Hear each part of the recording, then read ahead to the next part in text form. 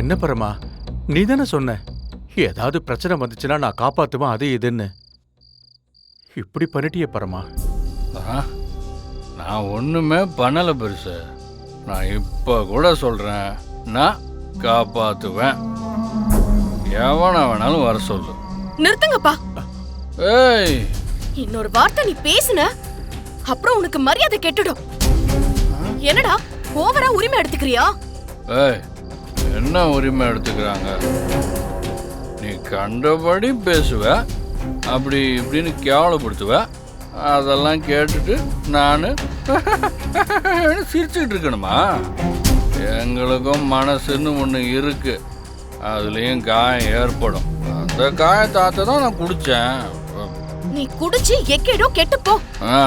என் அப்பா மனசுல நம்பிக்கையை வளர்த்து விட்டுட்டு இப்ப எதுக்காக இப்படி குடிச்சிட்டு வந்து உட்கார்ந்திருக்க? ரவுடிங்க வந்து பிரச்சனை பண்ணாங்கன்னா யார் பொறுப்பு?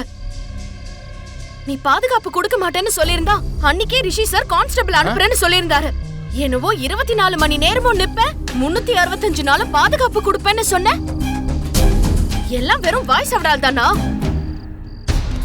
எப்படி நீ துணிய திருடலன்னு சொன்னியோ அதுவும் போய், எங்களுக்கு பாதுகாப்பு கொடுக்கறேன்னு சொன்னதும் போய்.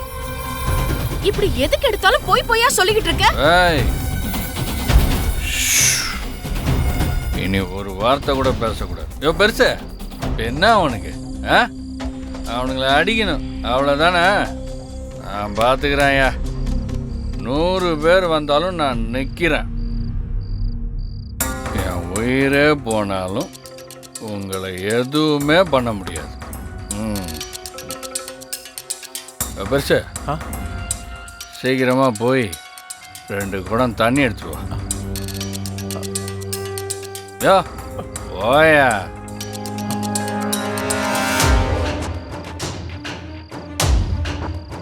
ஏய், நீ என்ன பண்ணுற? போயிட்டு லெமன் எலுமிச்சம்பழம் எடுத்துட்டு வா. முடியாது. எடுத்துட்டு வந்தீங்கன்னா என்னால் காப்பாற்ற முடியும், இல்லைன்னா காப்பாற்ற முடியாது. ஒழுங்கா போ போ போ போ போ போ.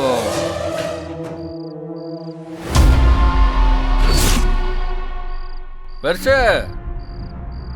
தண்ணி வருதா இல்லையா? சீக்கிரம்.